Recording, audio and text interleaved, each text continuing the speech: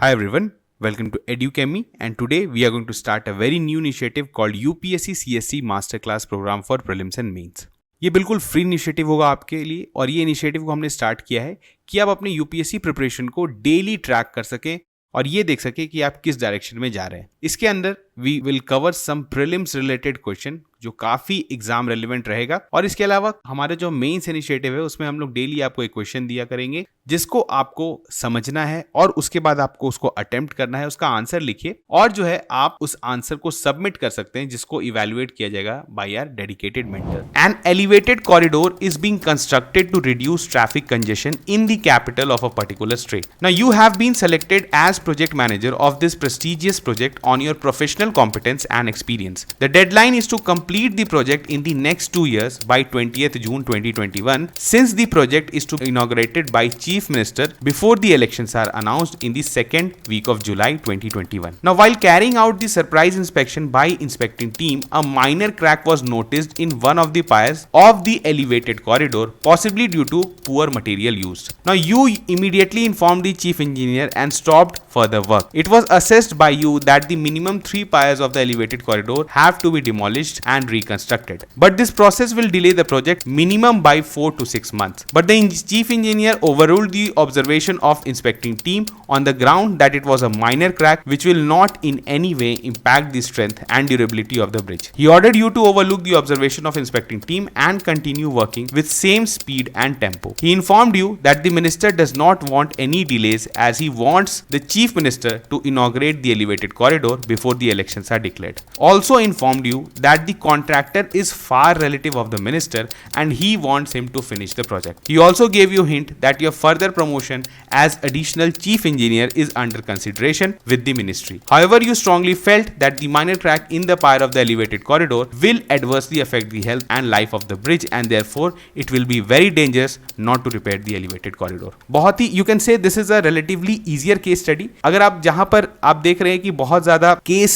बहुत आप बोल सकते हैं कॉम्प्लेक्स केस नहीं है, this is a clear cut case of जहां पर जो है आपके पर्सनल गेन्स को आप बोल सकते हैं आपके डिलेमा में है विद दी पब्लिक सेफ्टी. तो हम लोग आगे इसको अच्छे से एक्सप्लोर करेंगे लेकिन इसको थोड़ा सा जो है इसको एक्सप्लेन कर देते हैं कि हिंदी में भी कि those who are solving in Hindi also will get benefit. तो यहाँ पर क्या है कि you are a project manager of a project जिसमें एलिवेटेड कॉरिडोर बनाया जा रहा है एंड इसको आपको एक डेडलाइन मिला हुआ है कि आपको सर्टेन टाइम तक इसको कंप्लीट करना है because the government that is in power जो चीफ मिनिस्टर है वो चाहते हैं कि बिफोर इलेक्शंस वो इसको इनॉग्रेट कर दे ऑब्वियसली फॉर पॉलिटिकल रीजंस. यहाँ पर जब भी आप you work in public domain जब भी आप इस तरह के काम करते हैं तो वहां पर जो है पब्लिक सेंटिमेंट के साथ काम करना बहुत इंपॉर्टेंट है. So this is a part and parcel of public service. अब यहाँ पर देखिए क्या बात आ रही है कि जो इंस्पेक्टिंग टीम आई उन्होंने ऑब्जर्व किया कि एक पायर में जो है कुछ क्रैक्स आ गए हैं and this is due to the poor quality of material और आपको ये बताया गया है और आपने जो है चीफ इंजीनियर को इन्फॉर्म किया and you have stalled the work. आपने काम को रोक दिया है और बोला आपने चीफ इंजीनियर को बताया, उन्होंने बोला कि no you keep on continuing the work क्योंकि डेडलाइन दिया हुआ है आप इसको काम को करिए. तो अभी जो है आपके लिए ऐसा सिचुएशन बना हुआ है कि आपको इस समय आपके पास क्या क्या ऑप्शंस हैं उसको हम लोग को एक्सप्लोर करना होगा. किस एथिकल डिलेमा से आप गुजरेंगे उसको हम लोगों को देखना पड़ेगा और आगे हम लोग देखेंगे कि क्या क्या रिपरकशंस हो सकता है. तो हमने इसको बहुत अच्छे से समझ लिया है केस स्टडी के एक हम लोग बोल सकते हैं एक समरी हमने जान लिया इसके बारे में. Now we are going to deal with the questions. The questions are, under the given conditions, what are the options available to you as a project manager? The second question is, what are the ethical dilemmas being faced by the project manager? Third is, what are the professional challenges likely to be faced by the project manager and his responses to overcome such challenges? And what can be the consequences of overlooking the observation raised by the inspecting team? Now you have to answer all these 4 questions in very detail. बहुत अच्छे से detail में आपको इसको solve करना है और हम लोग देखेंगे क्योंकि हमने केस स्टडी को अच्छे से समझ लिया है तो we are going to explore each and every possible situation. तो फर्स्ट क्वेश्चन हम लोग देखते हैं, under the given condition what are the options available to you as project manager. तो जल्दी से बताइए कि you are the project manager, आपको इस कंडीशन में आपके पास क्या क्या ऑप्शंस अवेलेबल हैं. Now the first option that you have is follow chief engineer's order. अगर आप चेन ऑफ कमांड को माने, चीफ इंजीनियर जो है आपके सुपीरियर हैं, उन्होंने कहा है कि you follow on, although you are responsible because you are the project manager of this project. So final decision आपका ही होगा, लेकिन आपने सुपीरियर से राय पूछा तो सुपीरियर ने बोला please carry on with the work. तो अब इस ऑप्शन के साथ आप क्या लिख सकते हैं, this option entails complying with the chief engineer's directive to continue work despite the crack. This choice emphasizes meeting the political deadline but risk compromising the bridge's structural integrity and user safety. तो आपने यहाँ पे लिख दिया कि इसके साथ क्या प्रॉब्लम है और आपने सिर्फ एक पॉइंट बता दिया। नाउ यहाँ पर आपको बोला गया है कि what are the options available, और यहाँ पर आपको ये नहीं पूछा गया है कि व्हाट आर इट्स बेनिफिट्स या प्रोज या कॉन्स, इस तरह से आपसे पूछा गया है। तो आप सिंपल एक लाइन भी लिख सकते हैं। नाउ अगर इसमें पूछा जाता कि ऑप्शंस को आपको एनालाइज भी करना है, then you have to write pros and cons for each option available. Now second हम लोग के पास क्या है option available, insist on repair. As a project manager आप बोल सकते हैं कि now because this you may threatens the safety of the people in the future. बहुत बड़ा एक्सीडेंट हो सकता है। आपको पता है रिसेंटली एक ब्रिज जो है that collapsed in Bihar and the same reason was there. The project engineer जो थे वहां पर वो काफी टाइम से उस चीज को नेग्लेक्ट कर रहे थे, पुअर क्वालिटी मटेरियल, और उन्होंने कहा था कि ये इसका अलाइनमेंट सही नहीं है। बट वहां के जो चीफ इंजीनियर थे और वही था, डेडलाइन मीट करना था, एंड ही सरपास और यू में से bypass the security concerns and finally जो है वो ब्रिज कोलैप्स कर गया। तो यहां पर क्या हुआ, पब्लिक सेफ्टी भी थ्रेटन हुआ। Eight the same time public जो आपका एक्सचेकर का पैसा है वो भी जो है वो गलत तरीके से यूज हुआ। तो ये सब चीज जो है जिसको हम लोग आगे एक्सप्लोर करने वाले हैं। नाउ इंसिस्ट ऑन रिपेयर हमने देख लिया, तो इसमें क्या करेंगे, advocating for cracks repair underscores your commitment to safety and professionalism. However this may lead to clashes with higher ups, possible delays, strained relationships with influential stake holders. ठीक है, influential stake holders कौन हुए, आप chief minister के हो सकता है कि बैड बुक्स में आ जाएं, आप जो वहां पर जो कॉन्ट्रैक्टर है उसके बैड बुक्स में आ जाएं, आप अपने पूरे डिपार्टमेंट के बैड बुक्स में आ सकते हैं कि आपने जान के इस प्रोजेक्ट को स्टॉल किया। तो यहां पर काफी ज्यादा जो है आप बोल सकते हैं रिपरकशंस हो सकते हैं। इसके बाद थर्ड सॉल्यूशन है जो बोल सकते हैं कि एक तरह से पैचअप वाला सॉल्यूशन है, that is compromise solution, proposing a middle ground such as addressing the crack while concurrently advancing other aspects of the project,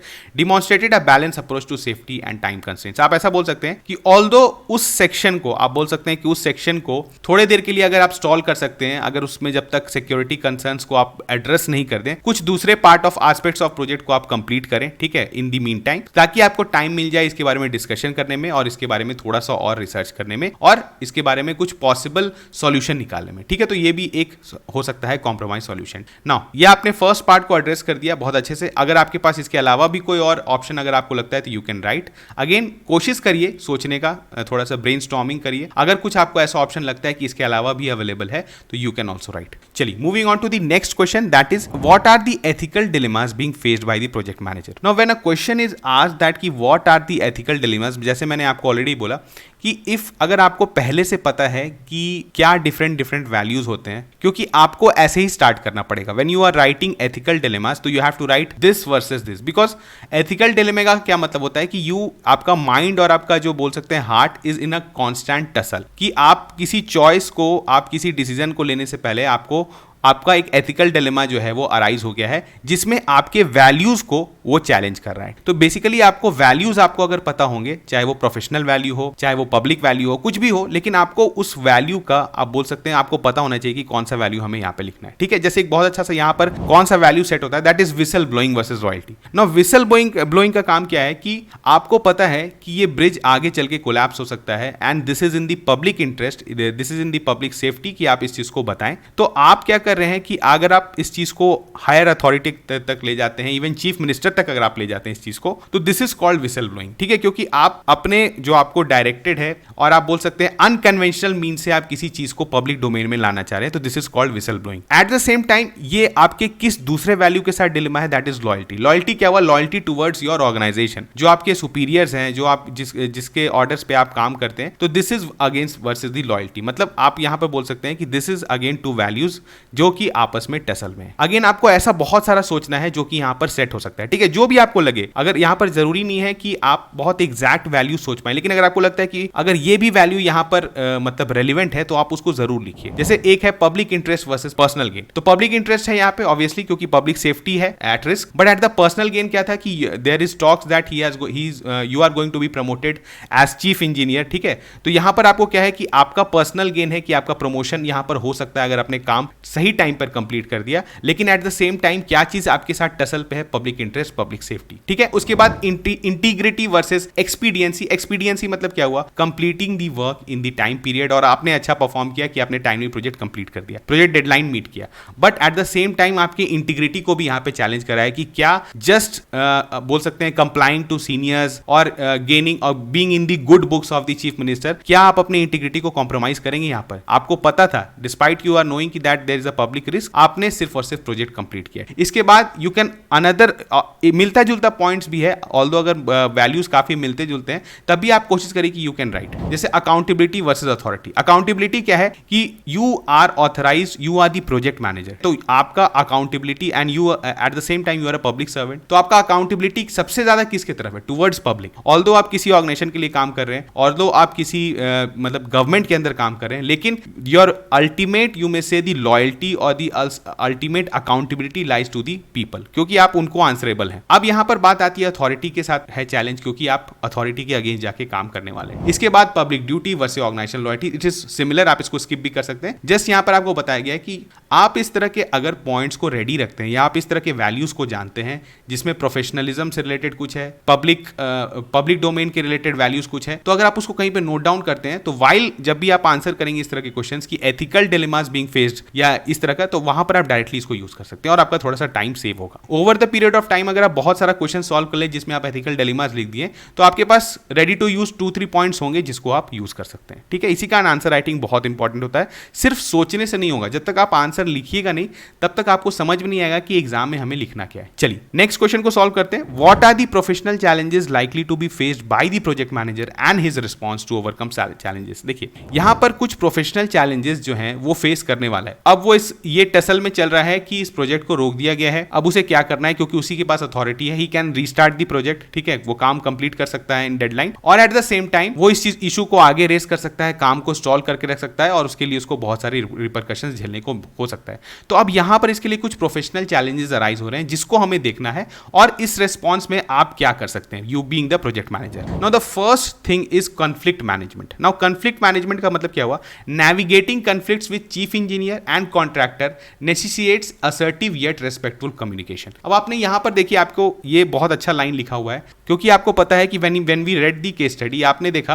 कि यहां पर जो कॉन्ट्रैक्टर है he is also some relative of minister. अब यहां पर ये जो है कि he knows people around in the department, इसका काफी अच्छा कॉन्टैक्ट्स होगा, ठीक है, and he can create troubles for you. अब इस केस में because if you stall the project, अगर आप प्रोजेक्ट स्टॉल करते हैं तो it will increase the construction cost, क्योंकि कॉन्ट्रैक्टर के लिए कॉस्ट इंक्रीज होगा। अब यहां पर अगर आप इसको रोकते हैं तो ये आप कंफ्लिक्ट कैसे मैनेज करें? एक तो आपने अपने हायर सुपीरियर अथॉरिटी के ऑर्डर को नहीं माना है, and eight the same time आप जो कॉन्ट्रैक्टर है वो उनको आप कैसे कम्युनिकेट करेंगे या उनको आप कैसे हैंडल करेंगे। This is also a professional challenge, मतलब आप जिस पोस्ट पे बैठे हैं ये आपके लिए एक प्रोफेशनल चैलेंज हो जाएगा। उसके बाद presenting technical evidence, safety assessments and potential consequences can help convey your stand effectively. यहाँ पे लिख सकते हैं कि आप इसको कैसे ओवरकम करेंगे।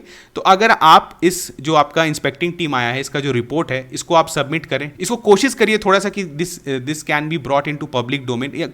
मीडिया में तो आप नहीं जा सकते ऑब्वियसली, अगर आप मीडिया में जाएंगे तो this will be a very adverse you may से इम्पैक्ट ऑन दी एक तो आप जो है चीफ मिनिस्टर के आप बोल सकते हैं पोजीशन को भी कॉम्प्रोमाइज कर सकते हैं, डिपार्टमेंट के भी पोजीशन को कॉम्प्रोमाइज कर सकते हैं, और सिचुएशन अभी इतना बाहर नहीं गया है because you have stalled the project. तो अभी आप मीडिया में जाके डायरेक्टली आप नहीं कर सकते, पब्लिक डोमेन में इसको रख सकते हैं। आप डिपार्टमेंट के विद इन ये बता सकते हैं कि सेफ्टी असेसमेंट जो असेसमेंट रिपोर्ट आया, आप हायर अथॉरिटी को लिख सकते हैं, इवन आप चीफ मिनिस्टर को भी एक लेटर लिख सकते हैं इसके रिगार्डिंग, जिसपे जो है फिर आपको आगे बताया जाएगा कि आप क्या कर सकते हैं। तो दिस इज यहाँ पर एक कॉन्फ्लिक्ट मैनेजमेंट है जिसको आप इस तरह से हैंडल कर सकते हैं। इसके बाद the second point is almost similar, stakeholder crafting clear compelling messages tailored to each stakeholder's perspective is essential. Communicating the potential risk of ignoring the cracks significant may help garner support for your position. हमने यही बात किया ना कि एक तो आपने instant conflict management कर लिया, उसके बाद आप जितने भी स्टेक होल्डर्स हैं, चाहे वो चीफ मिनिस्टर हो, आपके जो चीफ इंजीनियर हो या आपके डिपार्टमेंट के हेड हो, ठीक है, इनको आप प्रॉपरली ये बता रहे हैं अपने साइड से, आपने अपना काम किया है कि आपने बता दिया कि this holds a potential threat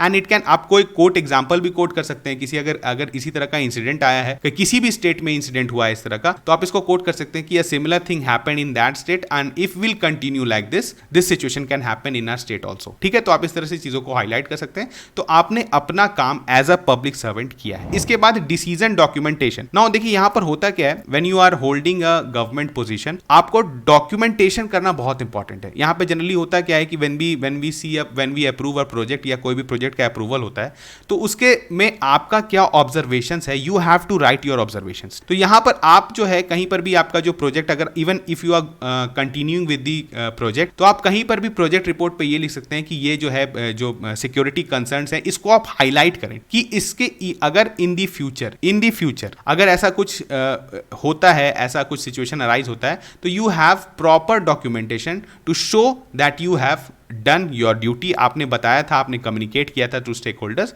and आपने ड्यू डिलीजेंस किया था। तो ये भी आप बोल सकते हैं this also will help you in overcoming such challenges. ठीक है, तो यहां पर कुछ चीज है जो कि आपको फेस करना पड़ेगा और आप इस तरह से इसके बाहर निकल सकते हैं। ठीक है, इसके अलावा if you think some professional challenges, देखिए उतना सोचने का वहां पे टाइम ज्यादा नहीं रहता, लेकिन if you have considered 3 to 4 points, तो वो बहुत ज्यादा है और उसको आप अच्छे से बता दीजिए कि आप इससे कैसे निकलेंगे। चलिए moving on to the next question, what can be the consequences of overlooking the observation raised by the inspecting team. Now this is a relatively easier question. अगर हम लोग इंस्पेक्टिंग टीम के जो ऑब्जर्वेशंस हैं उसको ओवरलुक करते हैं तो क्या क्या हो सकता है, बहुत बेसिक सा चीज है। सेफ्टी रिस्क हो सकता है, neglecting repairs poses a significant safety hazard, the bridges compromise structural integrity could lead to accidents, injuries और फैटलिटीज। अब इसमें अगर क्योंकि because this is going to be a very you may say busy bridge in the whole city और in the town, तो यहाँ पर काफ़ी ज़्यादा पब्लिक जो है यहाँ पर फुटफॉल्स होगा।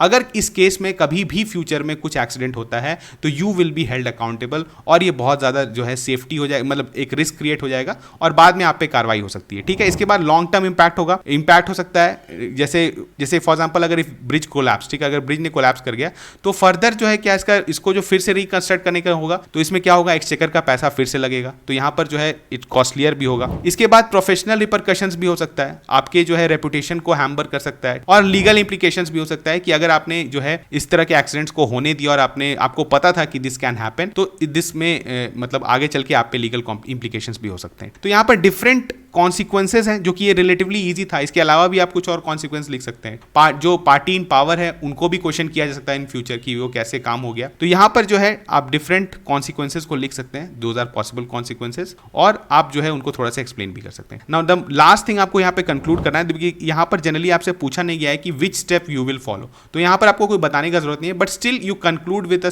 You may say a conclusion कि in this integrated scenario upholding ethical principles and prioritising safety are paramount, engaging in transparent communication, seeking expert guidance and potentially involving regulatory bodies can help you manage these challenges. Your commitment to preserving human life, professional integrity and engineering standards should guide your decision even in the face of political pressures and personal aspirations. Now this is the most ideal step जो कि आपको करना चाहिए। आपको public interest को highest priority पर रखना चाहिए because you are accountable to the public, और यहाँ पर आप अगर इस तरह से स्टेप्स लेते हैं, आप हाईलाइट करते हैं, अगर आप बहुत अच्छे से कम्युनिकेशन करते हैं टू डिफरेंट स्टेक होल्डर्स, तो एक पॉसिबल सॉल्यूशन निकल सकता है। ठीक है, and all stakeholders will be benefited. ठीक है, even the government, you may say the contractor and the chief engineer and even you as the project manager also. ठीक है, तो यहाँ पर हमने डिस्कस कर लिया केस स्टडी को। नाउ अगर आपने इतने डेप्थ में you have discuss different points, अगर आपने इस केस स्टडी को अच्छे से बता दिया है तो you can expect good marks in the case study. लेकिन अगेन मैंने कहा है कि अगर आप जैसे आपने सिर्फ 2 पॉइंट लिख दिया किसी को, अगर आपने अच्छे से एनालाइज नहीं किया, तो वहां पर जो है फिर आपकी कमिटमेंट पे क्वेश्चन उठता है। ठीक है, और फिर आपको अच्छा मार्क्स नहीं मिलेगा डिस्पाइट कि आपने 1-2 पॉइंट्स को कितने अच्छे से एक्सप्लेन किया है। तो try to maximise your points, try to explore each and every angle, और तब जाके आप जो है अच्छा मार्क्स एथिक्स में ला सकते हैं। ठीक है, तो चलिए मिलते हैं नेक्स्ट वीडियो में, तब तक थैंक यू।